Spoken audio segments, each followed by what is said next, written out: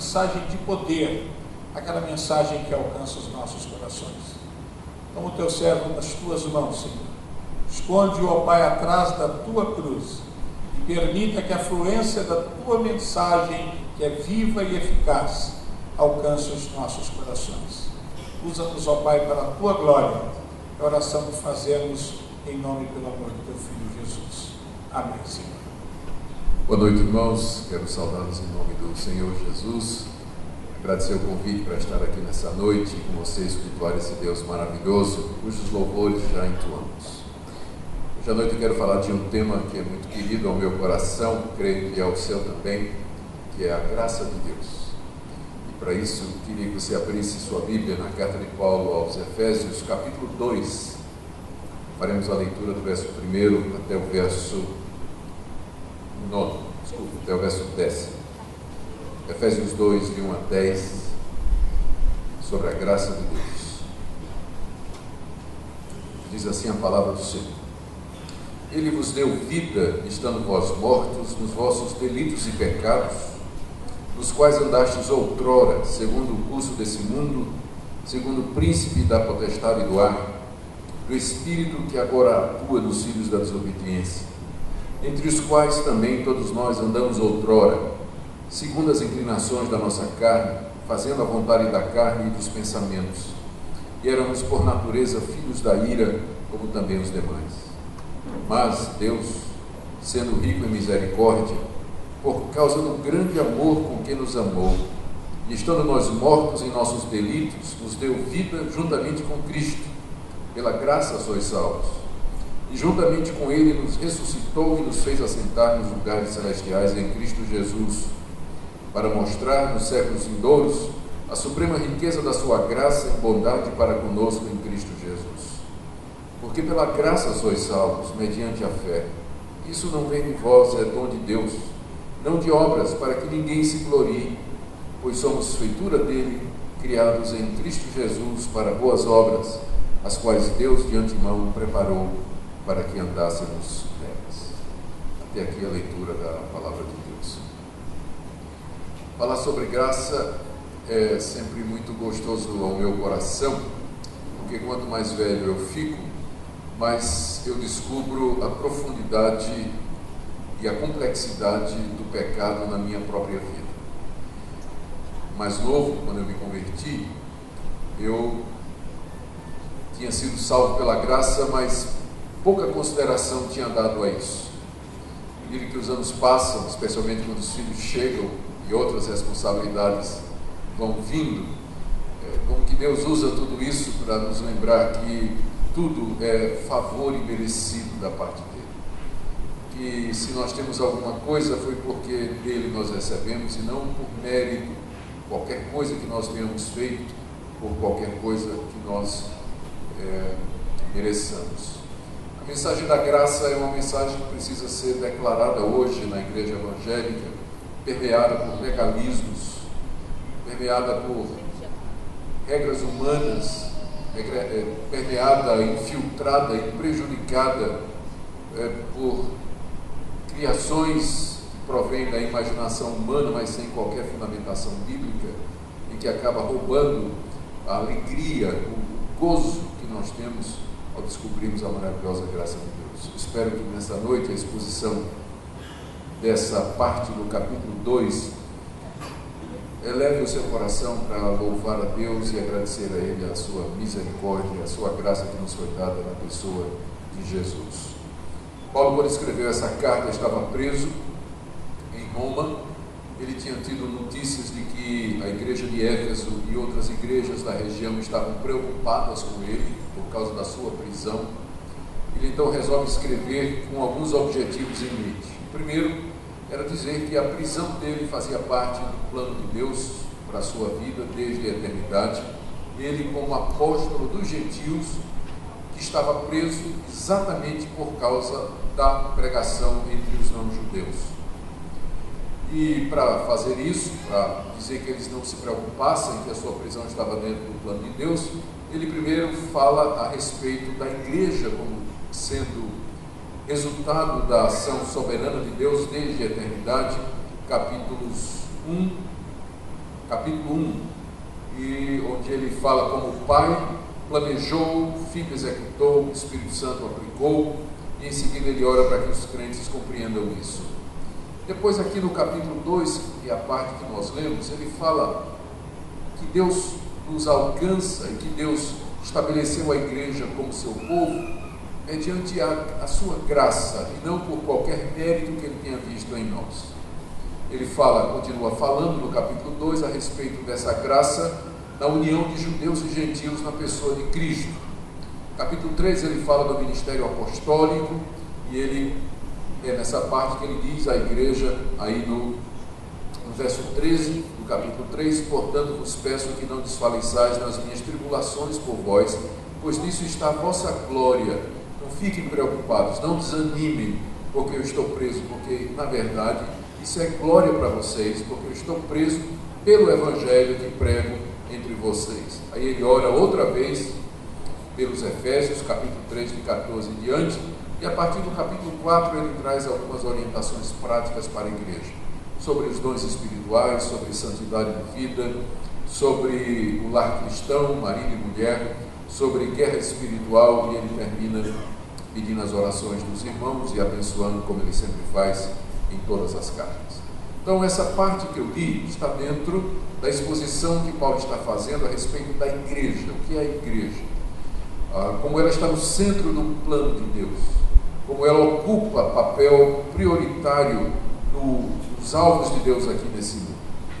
E que isso ele fez, ele nos chama e nos traz para a sua igreja, para o seu povo, somente pela sua graça. A parte que eu li para vocês pode ser dividida, também estruturada em 4 partes. Na primeira parte, Paulo descreve o estado em que nós nos encontrávamos quando a graça de Deus veio a nós. Versos de 1 a 3. Depois ele fala o que é que a graça de Deus fez conosco, a mudança que isso operou, versos de 4 a 6. No verso 7 ele diz qual o propósito de Deus, por que Deus veio salvar pecadores. E nos versos 8, 9 e 10 ele faz 3 conclusões e aplicações de tudo isso. Queremos seguir essa mesma estrutura e ao final fazer uma aplicação para a nossa vida e para o nosso coração. Primeiro, Paulo descreve qual era a nossa situação quando o Evangelho nos alcançou. Está aí do verso 1 até o verso 3. A primeira coisa que ele diz, verso 1, é que nós estávamos mortos nos nossos delitos e pecados. Verso 1, ele vos deu vida, estando vós mortos nos vossos delitos e pecados. Paulo usa aqui a figura da morte, de um cadáver, para descrever o estado da pessoa sem Deus. Quem não recebeu vida, e vida aqui não é vida biológica, é vida espiritual, dada pelo Espírito de Deus, quem não recebeu vida espiritual, ele está morto diante de Deus. Morto. Como pastor, eu já tive a oportunidade, infelizmente, de fazer muitos ofícios fúnebres. E nunca me acostumei com a morte.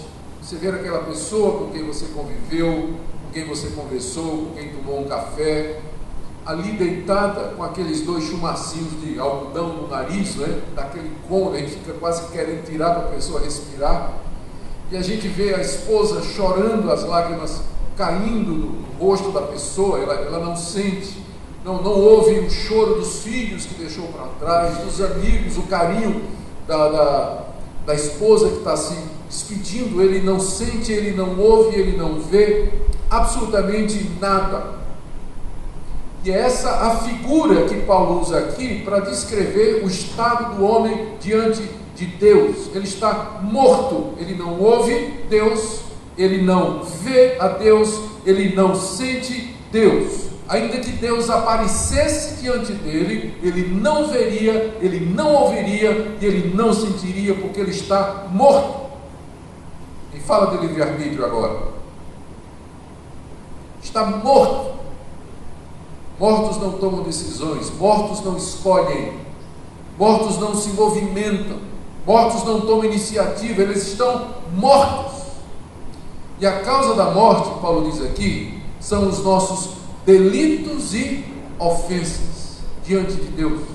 Ecoando o que ele falou em Romanos 3, o salário do pecado é a morte.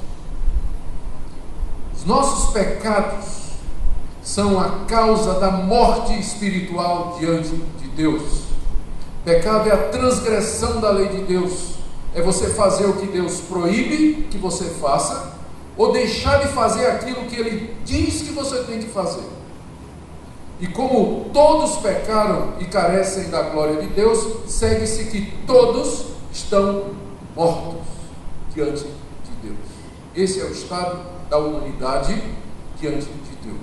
E aqui nós já vemos uma grande diferença entre a avaliação e o diagnóstico que o cristianismo bíblico faz da natureza humana, comparada com algumas religiões ou algumas seitas evangélicas, que costumam dizer que o ser humano é intrinsecamente bom e que ele é capaz de por si mesmo conhecer a Deus, de onde nasce aquela teologia da autoajuda. Olha para dentro de você, a solução está dentro de você, examina o teu coração, ouve o teu coração. Nada mais contrário à Bíblia do que esse tipo de teologia e de autoajuda, porque a verdade sobre nós é essa, de morte espiritual. Não existe neutralidade aqui, não existe alguém meio morto em coma, é morto mesmo, em delitos e ofensas. Ele ouve o Evangelho, mas não entende. Ele lê a palavra de Deus, mas não percebe. Mas pior do que isso, né? A coisa vai ficando pior, porque Paulo diz mais. Primeiro ele usa a figura da morte para descrever o nosso estado. Em seguida ele fala que nós somos escravos de três realidades. Ele fala, no final do verso 1, estamos mortos nos vossos delitos e pecados, nos quais andastes outrora, segundo o curso desse mundo. Mundo aqui não significa o mundo natural com suas belezas, praias, vales, montes, animais, céus e terra, cosmos. Não é nesse sentido. Mas o mundo aqui é o conjunto de valores, pensamentos, ideias e atitudes dessa humanidade que está morta e que não conhece a Deus, porque eles estão mortos espiritualmente, mas vivos biologicamente. Então pessoas que estão mortas espiritualmente diante de Deus, contudo elas se organizam, elas vão para o trabalho, elas se divertem, elas fazem transações comerciais, elas inventam coisas, elas compõem música, elas vão de um lugar para o outro, elas se relacionam, elas se casam, elas têm filhos, mas Deus não faz parte da vida delas. Então, esse conjunto de atividades, de valores, de costumes e práticas da humanidade sem Deus, é isso que a Bíblia chama de mundo. E diz que antes que Deus nos desse vida, nós andávamos segundo o curso, o caminho desse mundo. Nós íamos com a multidão.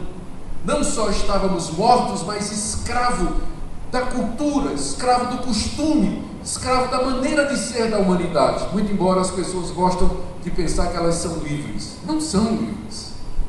Elas andam segundo o curso desse mundo. Elas seguem no caminho dos pecadores, elas vão na multidão. Elas vão seguir a última moda, vão seguir a última ideologia, vão curtir a última música, vão assistir o último filme, são manipulados, instruídos, cabeça feita, indoutrinados. Além de mortos, eles são escravos do mundo, o que é pior. Diz Paulo aqui, ainda no verso 2, andastes outrora, segundo o curso deste mundo, segundo o príncipe da potestade do ar, do espírito que agora atua nos filhos da desobediência. Além de morto, escravo do mundo, escravo do diabo. Andaste segundo o príncipe da potestade do ar, o espírito que agora atua nos filhos da desobediência. Ele está falando de Satanás, que é definido aqui como sendo o príncipe dos poderes aéreos, o comandante das legiões de demônios invisíveis, chamados de do ar ou aéreos por causa da sua natureza invisível e imaterial. Os demônios não têm corpos, eles não são visíveis, mas eles são bem reais. E as pessoas que estão mortas para Deus por causa dos seus delitos e pecados e que andam escravizadas do mundo, elas também andam segundo a atuação do diabo. Veja como Paulo diz, esse espírito que agora atua nos filhos da desobediência. Você percebe que ele está nos chamando aqui de filhos da desobediência. A má notícia para você é que não são todos que são filhos de Deus. Tem os filhos da desobediência. Por que são chamados de filhos da desobediência? Porque eles são filhos do primeiro casal que desobedeceu a Deus. Deus criou Adão e Eva, fez com eles um pacto, uma aliança e os testou, colocando no jardim uma árvore da qual ele disse, não comam. O primeiro casal desobedeceu a Deus, por isso os filhos desse primeiro casal são filhos da desobediência. Você é filho da desobediência porque é filho de Adão e Eva. Eu sou filho da desobediência porque sou filho de Adão e Eva. A humanidade toda diante de Deus é filha da obediência. A nossa raça já vem a esse mundo como descendente de um casal desobediente. E é isso que dá a Satanás a porta para atuar nos filhos da desobediência. Como disse Lutero, o ser humano é uma besta, ou montado por Deus ou por Satanás. Não tem meio termo aí. Lutero é um alemão bem desbocado, né? Então ele tinha umas figuras assim bem descritivas, né? Que a gente pega a ideia na hora. Se você não recebeu vida, você está morto para Deus, é escravo do mundo, e quem atua em você é o príncipe da potestade do ar, o espírito que atua nos filhos da desobediência. Enquanto que nos filhos de Deus, quem atua é o Espírito Santo, nos filhos da desobediência, quem atua é o príncipe das potestades aéreas, Satanás. Não há neutralidade aqui, você não está isento, livre da atuação desses espíritos. Morto, escravo do mundo, escravo de Satanás, e vai ficando pior. Verso 3: entre os quais também todos nós andamos outrora, segundo as inclinações da nossa carne, fazendo a vontade da carne e dos pensamentos. A terceira escravidão é a escravidão à nossa natureza pecaminosa, que Paulo chama aqui a vontade da carne e dos pensamentos, as inclinações da carne. Antes que Deus nos alcançasse, nós vivíamos para satisfazer os desejos da carne, os pensamentos carnais, as inclinações da nossa natureza corrompida. Ou seja, de fato não tem liberdade. Eu sei que as pessoas gostam de dizer assim: eu não quero aceitar Jesus e ser evangélico porque eu quero ser livre. Lê do engano, meu amigo. Você é escravo. Você não percebe isso? Você é escravo desse mundo, do príncipe das potestades do ar. Você vive para satisfazer os desejos do seu coração. Tente se livrar dos seus vícios por você mesmo. Tente mudar de vida por você mesmo. Coloque uma lista de coisas boas que você resolve fazer daqui em diante e veja se você não quebra essa lista toda em uma semana. Essa é a nossa situação. Mortos, escravos do mundo, do diabo e da carne, da nossa natureza, como filhos da desobediência. A nossa natureza é inclinada ao mal. Ela anseia o mal, ela deseja aquilo que é contrário a Deus. Essa é a nossa situação. E, para fechar, não com chave de ouro, Paulo ainda diz, ao final do verso 3, que éramos, por natureza, filhos da ira, como também os demais. Se filhos da desobediência, então filhos da ira, porque toda desobediência será castigada por um Deus justo que se ira diante do pecado da sua criatura. Um Deus que está irado com a desobediência da sua criatura. Por isso, nós já chegamos a esse mundo não somente como filhos da desobediência, mas também já chegamos debaixo da ira do Todo-Poderoso, filhos da ira. Se você me perguntar o que é que você precisa fazer para ir para o inferno, a resposta é nada. Você já nasceu a caminho toda a sua vida, morto, escravo, filho da ira, debaixo do juízo de Deus. Essa é a descrição que a Bíblia dá consistentemente, de Gênesis a Apocalipse, da situação do ser humano. Em nenhum lugar a Bíblia diz ou se refere ao ser humano dizendo que ele é bom por natureza, que ele tem algum merecimento diante de Deus, que ele pode fazer alguma coisa boa, que Deus receba algum mérito, que ele vai de Deus receber algum favor porque teve merecimento. Você não vai encontrar em nenhum lugar da Bíblia, do começo ao fim, qualquer declaração desse sentido. Por isso, quando você ouvir um pregador, quando você ouvir um teleevangelista, quando você ler alguma coisa que sugira que há em você alguma coisa que mereça qualquer coisa de Deus, saiba que é mentira. Não há em você e em mim absolutamente nada que obrigue Deus a nos fazer o menor favor. Se Deus deixasse a humanidade toda ir para o inferno, Ele não estaria sendo nada mais do que simplesmente justo. Ele não estaria tirando o direito de ninguém. Porque se você disser para Deus assim: Deus, eu quero que o Senhor seja justo, o Senhor me deu o meu direito, então se prepare para uma eternidade no inferno, porque é isso que você merece, é isso que eu mereço. Nenhum de nós merece absolutamente nada de Deus, a não ser o juízo e a condenação. É contra esse pano de fundo tenebroso, realista da humanidade, que Paulo joga em relevo a graça de Deus, porque agora você pode entender o Evangelho, agora você está em condição de entender o que é o Evangelho. Só quando você tem essa perspectiva real da natureza humana, da sua natureza, é que você pode entender o Evangelho. As palavras mais importantes da passagem que eu li estão aqui no verso 4. Mas Deus. São as duas palavras mais importantes de toda a passagem. Mas Deus. O mas Deus introduz na história humana a intervenção divina. Essa é a situação, mas Deus fez alguma coisa. Deus não nos deixou na situação em que nós nos encontrávamos.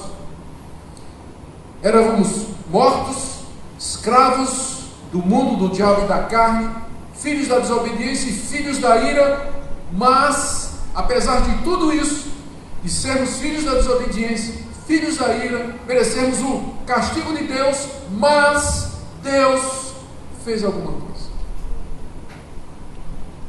E o que é que Ele fez? Aqui, né? Agora sim, verso 4. Deus, sendo rico em misericórdia, e por causa do grande amor com que nos amou, apesar de nós sermos o que somos, e estando nós mortos em nossos delitos, Ele nos deu vida juntamente com Cristo. É aqui que está a graça de Deus, que Ele veio ao nosso encontro, quando nós não merecíamos nada a não ser a justa condenação, e graciosamente nos deu vida, a mortos como você e como eu. Paulo diz aqui no verso 4 que Deus fez isso porque Ele é rico em misericórdia. Ele não somente é um Deus santo e justo que se ira contra o pecado, mas Ele é também um Deus que não somente é misericordioso, mas rico em misericórdia. A sua misericórdia é tão grande quanto a maior fortuna que você puder imaginar. É o seu tesouro mais precioso, a sua misericórdia. O que é misericórdia? Talvez eu devesse ilustrar com uma historinha que aconteceu comigo. Perdoe se eu contar uma história pessoal. Eu não gosto muito de contar coisas da minha vida no sermão, né? Eu sei que tem quem gosta, mas a gente acaba atraindo atenção mais para a gente do que para a pregação. Mas para ilustrar, eu, depois que me converti em 77, aliás, depois que a graça de Deus me alcançou em 77, eu tinha 20 e poucos anos de idade, pode fazer as contas, eu tenho 58. Então, eu fui pregar o evangelho no interior de Pernambuco, numa cidade chamada Gamileira. Era solteiro naquela ocasião, não queria casar, queria ser como o apóstolo Paulo, pregando o evangelho em todo lugar. Pensava que tinha um dom do celibato até o dia que eu encontrei e vi a minha esposa, né? Mas naquela época eu estava crente que eu ia viver sozinho mesmo. E fui morar num sobrado, aluguei um primeiro andar na rua principal da cidade de Gamileira, e fui morar sozinho, fazia minha comida, lavava minha roupa, e todo dia estava evangelizando na cidade, de porta em porta, pregando na praça, trabalhando, pregando o evangelho. E uma noite, lá no sobradinho, né, tinha uma despensa onde eu colocava a comida. Uma noite eu acordei com aquele barulho, que é o terror de toda dona de casa. É o barulho de rato roendo alguma coisa na despensa. Aquele barulho, sim, rapaz, tem rato aqui. E aí eu fui, acendi a luz, olhei, não vi nada. Mas encontrei a prova do crime. Ele já tinha roído, começaram a entrar num saco de arroz, alguma coisa lá, estava lá mordido. Sabe? Tudo bem. Na noite seguinte acordei da mesma forma. Barulho de rato. Eu vou na despensa, olho, procuro, nada. O criminoso sumiu, mas deixou a prova do crime. Ele tinha ruído mais alguma coisa. E assim, durante uma semana, eu não conseguia dormir. E não conseguia encontrar o rato. E aí, a coisa ficou ruim porque ele começou a roer meus livros. Aí eu disse, agora é guerra. Agora é guerra. Começou a roer meus livros. E eu falei com o pessoal da cidade, né? Eu comprei uma ratoeira. Preparei a ratoeira, um pedaço de queijo, deixei lá. No dia seguinte fui lá na ratoeira, o queijo tinha ido embora e a ratoeira não tinha disparado. Aí o pessoal lá da congregação que estava nascendo disse, pastor, isso é uma catita, isso é um ratinho muito popular aqui na zona canavieira, é um ratinho desse tamanho, um pouco maior do que uma barata. O senhor não vai pegar ele com essas ratoeiras não, você tem que comprar uma ratoeira pequena do tamanho de uma caixa de fósforo para você pegar. E eu saí procurando essa ratoeira e encontrei. Preparei a ratoeira, eu já estava várias noites sem dormir direito. Na minha cabeça eu tinha imaginado todos os métodos possíveis de tortura com que eu ia matar aquele rato. Preparei a ratoeira e coloquei. Fiquei esperando. Lá de meia-noite, pá! Entrei na despensa, acendi a luz, de fato, a ratoeira pegou. Ele era tão rápido que a ratoeira o pegou pela pata traseira, pegou no fim da pata traseira. Ele estava preso, não estava morto. Levantei aquele rato, né? Gente, aquele rato olhou para mim. Estou falando sério.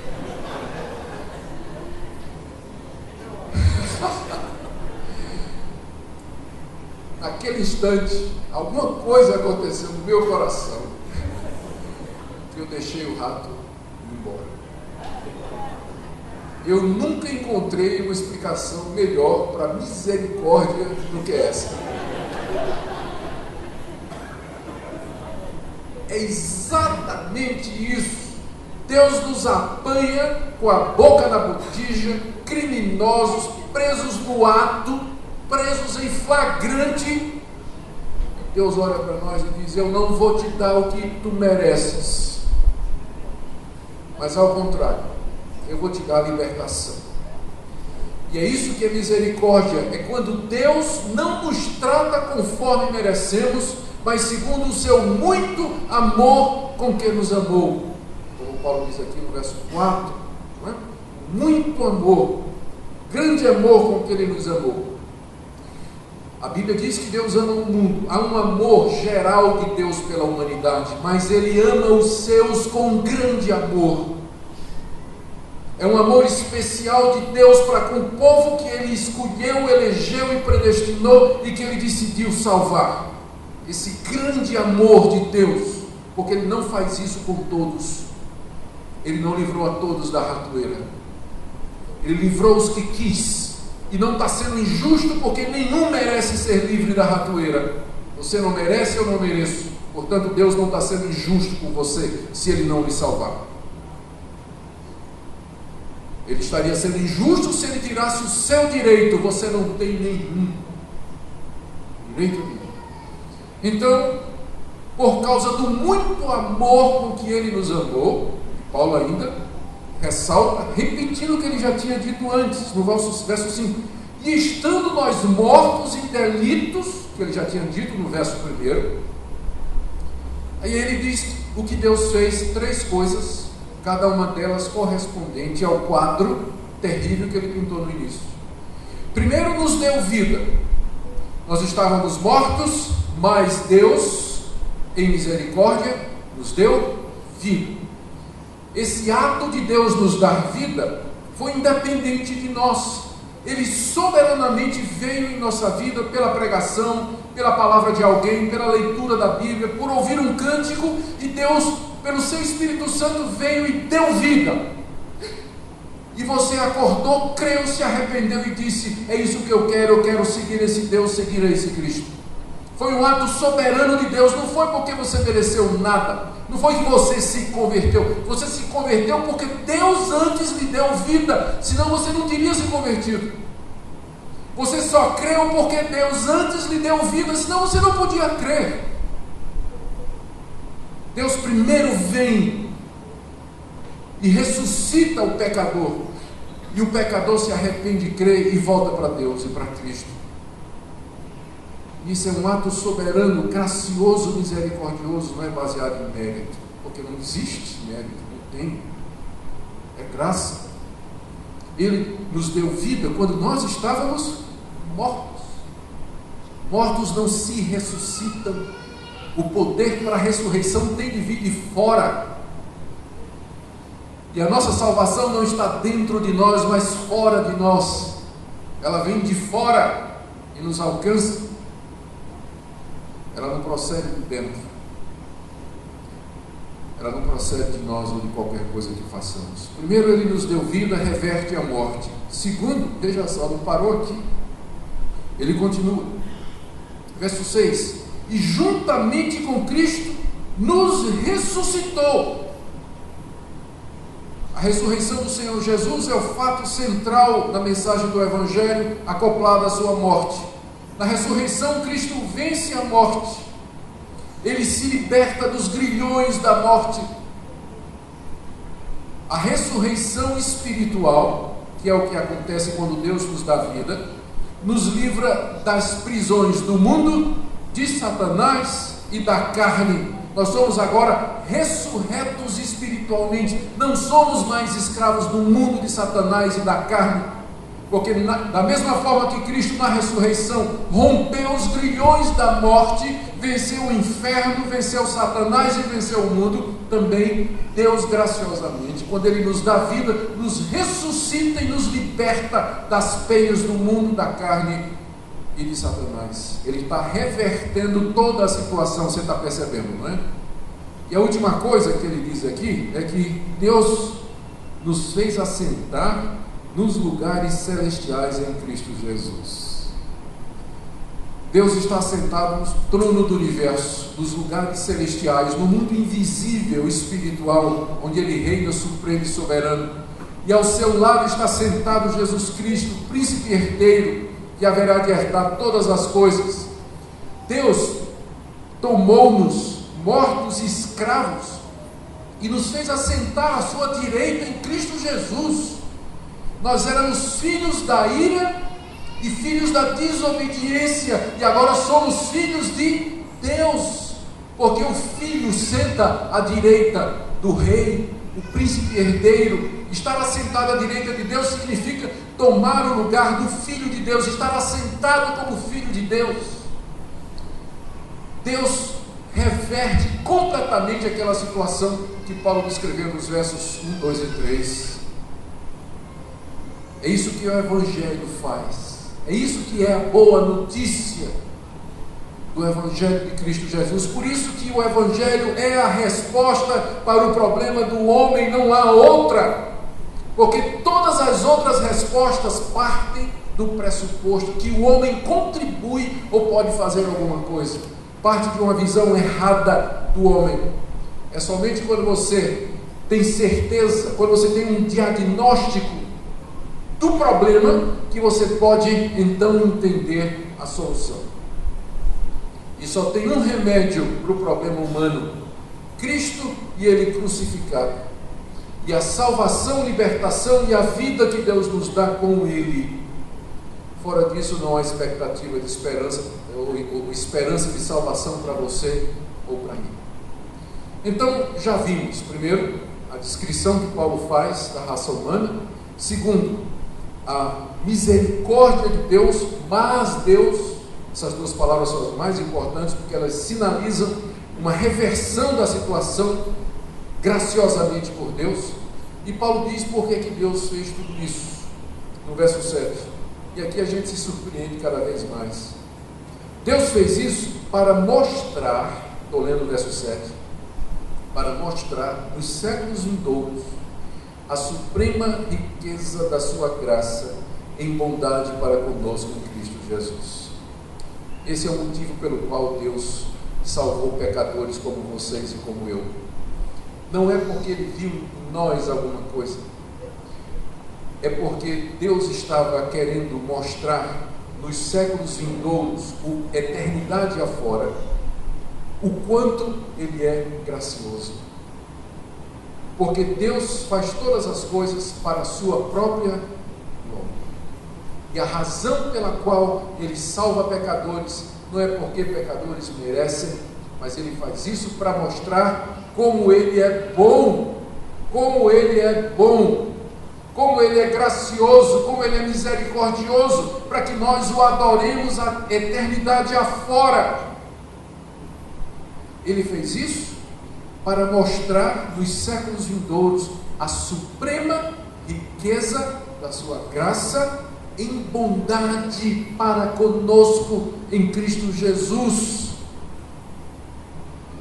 Esse é o nosso Deus, misericordioso, compassivo, bom, gracioso, que faz tudo isso para a sua própria glória.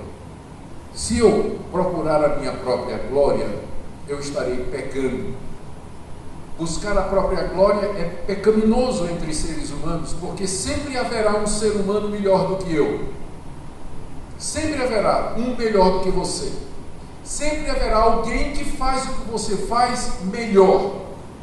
Então, nunca nós podemos nos gloriar, nos exaltar, nos exibir como se nós fôssemos o top de qualquer coisa, porque não é verdade. Sempre haverá alguém. Mas é próprio de Deus se vangloriar e gloriar-se, porque não tem ninguém que se compare a Ele. Então, Ele não, usando uma linguagem humana, Ele não pode ter outro motivo para fazer as coisas a não ser a sua própria glória, porque Ele é único. Não há outro Deus semelhante a Ele. É próprio de Deus buscar a sua glória, e nisso Ele não está sendo egoísta. Ele está agindo de acordo com sua natureza santa, divina, perfeita, eterna, imutável. É isso que Ele é. Ele faz tudo isso para a sua glória. E aqui está também a razão da nossa existência e o motivo para nós vivermos, para a glória desse Deus, porque é isso que nós vamos fazer nos séculos vindouros, glorificá-lo pela grandeza da sua graça e bondade para conosco em Cristo Jesus. Se você já não faz isso agora, é um sinal de que você não vai fazer na eternidade. se o seu coração não se enche de gratidão a Deus pela sua salvação, pelo perdão de pecados e pelo Evangelho, alguma coisa está errada, porque é esse o resultado de quem foi alcançado pela graça. Paulo tira 3 conclusões aqui. Verso 8, primeira conclusão: porque pela graça sois salvos mediante a fé. Isso não vem de vós, é dom de Deus. Primeira conclusão: você é salvo pela graça mediante a fé. A fé é a mão que se estende para receber graciosamente a salvação que nos é dada por Deus. E Paulo diz que até a fé é um dom de Deus. Você leu aqui? Pela graça sois salvos por meio da fé. E isto aqui, o antecedente primário, é fé. Está falando da fé. E isto não vem de vós, é dom de Deus. Até a fé, para você aceitar graciosamente a salvação, quem dá é Deus, senão você nunca aceitaria. Primeiro, você não veria necessidade. Eu sou pecador, mas todo mundo é. Eu não sou tão ruim assim. Eu não mereço isso. Deus, você está sendo injusto comigo? Foi o que eu fiz para merecer isso? Se Deus não abrir os olhos, não der vida, desentupir os teus ouvidos e tirar as vendas dos teus olhos, nunca verás teu verdadeiro estado. A fé é a reação do pecador que foi vivificado, que entendeu o seu estado e que, portanto, com a mão vazia, estende para Deus, dizendo: eis-me aqui, pecador miserável. A mão da fé que recebe a dádiva de Deus. Por isso, o cristianismo é diferente de todas as outras religiões.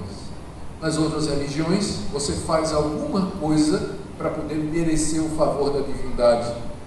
No cristianismo, a divindade primeiro nos salva, graciosamente, e depois diz: agora você vai viver de acordo com a minha vontade. Em outras religiões, você tem que fazer alguma coisa para merecer ser filho dos deuses. No cristianismo, Deus primeiro nos faz seus filhos, e depois diz: viva de acordo com isso. Viva de acordo com isso, a graça de Deus. Então, pela graça sois salvos. Não é por mérito, não é porque há em você alguma coisa a mais do que há nos outros, mas é pela graça e pelo favor de Deus. Segunda conclusão de Paulo, está aí no verso 9: não de obras, para que ninguém se glorie. Se a salvação, se o perdão de pecados, se sair daquela situação descrita aqui nos 3 primeiros versículos, fosse alguma coisa que eu obtivesse pelas minhas obras aqui é o esforço humano em prol da sua própria redenção. Então eu no céu teria o direito de bater no peito e me gloriar dizendo: eu cheguei aqui porque mereci. Mas Deus não divide a glória dele com ninguém, ele não vai dividir com você. A salvação é pela graça, para que ninguém se glorie, para que não haja ninguém dizendo que mereceu ou que é melhor do que os outros. Por isso, presta atenção, um crente arrogante é uma contradição em termos. Ou ele é crente ou ele é arrogante. Porque se ele é crente e foi salvo pela graça, ele não tem de que se gloriar. O que é que você tem que não recebeu? Então, se existe um povo no mundo que deveria ser o povo mais humilde e agradecido do mundo, são os cristãos. Mas por que a gente vê tanto crente reclamando da vida? Nada presta para eles, está tudo errado. Reclama do marido que Deus deu, da esposa que Deus deu, dos filhos que Deus deu, dos pais que Deus deu, do emprego, da saúde, do corpo, se acha feio, se rejeita, e cria ressentimento, mágoa, descontentamento. Será que você não entendeu que só o fato de você estar vivo é graça de Deus? De você respirar é graça de Deus? Que seu coração está batendo agora é só favor de Deus? Deus fez isso para que ninguém se glorie e todos sejam gratos. Gratidão deveria ser amarga. da igreja. É a marca da sua vida. Gratidão por qualquer coisa, menor coisa, até nas angústias, na dor e no sofrimento. Dizer, eu sei que se isso me alcançou, é porque esse Deus gracioso que me amou com um amor tão grande permitiu para o meu bem, para que ninguém se glorie. Terceira conclusão de Paulo. Porque somos feitura dele. Somos feitura dele. A palavra feitura do grego, como é muito conhecido, todo mundo sabe disso, é a palavra poema, ou poema no grego, do verbo poiel, fazer. De onde vem a palavra poema. O poema é uma obra de alguém que fez a organização, a metrificação, a rima, compôs as frases. Nós somos o poema de Deus, a feitura dele. Ele nos compôs, ele nos fez, ele nos amou, ele nos chamou, ele organizou esse plano maravilhoso de salvação. Somos feitura dele. Verso 10. Criados em Cristo Jesus para as boas obras. Aqui, Paulo está fazendo uma ressalva importante, lembrando que tudo isso aconteceu para que nós pudéssemos servir a Deus com as boas obras. Note que as boas obras, elas não são a causa da salvação, mas o resultado. Fomos criados por Deus para fazer boas obras. Boas obras aqui, amar o próximo, cuidar dele, respeitar, ajudar, obedecer a Deus, fazer o que é certo, contribuir em tudo para o bem-estar e a vida daqueles que estão no meu redor. E olha o que é que Paulo diz, no final do verso 10: boas obras, as quais Deus de antemão preparou para que andássemos nelas. Até as boas obras do crente já foram preparadas por Deus. É graça do começo ao fim. Até as boas obras que você faz depois de crente, você faz porque Deus já preparou. Ele toca o seu coração, lhe dá graça, força e misericórdia. A gente é salvo pela graça, santificado pela graça, vive pela graça, e pela graça seremos levados à glória. É graça do começo ao fim, para que ninguém se glorie. Eu quero terminar com algumas aplicações.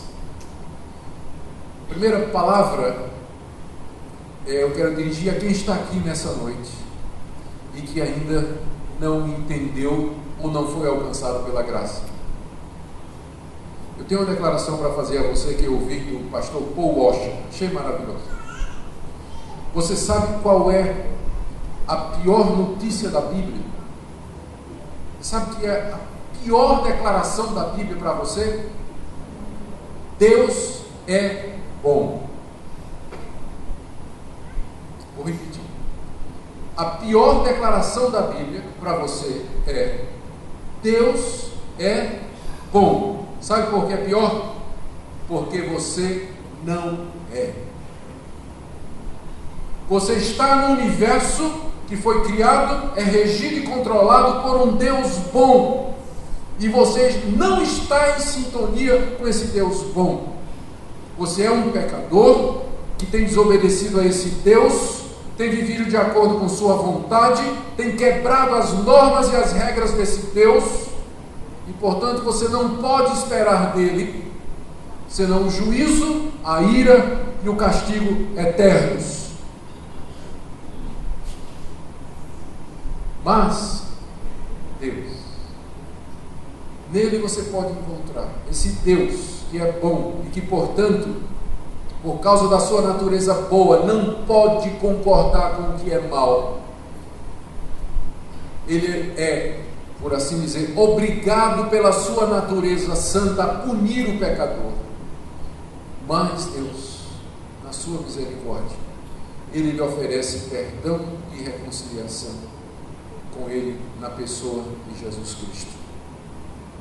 Segunda coisa que eu quero dizer para vocês nessa noite é que não receba a graça de Deus em vão. Deus já foi misericordioso com você, não é verdade? Ele lhe alcançou quando você não merecia. Você teve o privilégio de nascer num lar evangélico. Muitos nascem em países onde nunca se ouvirá falar do Evangelho.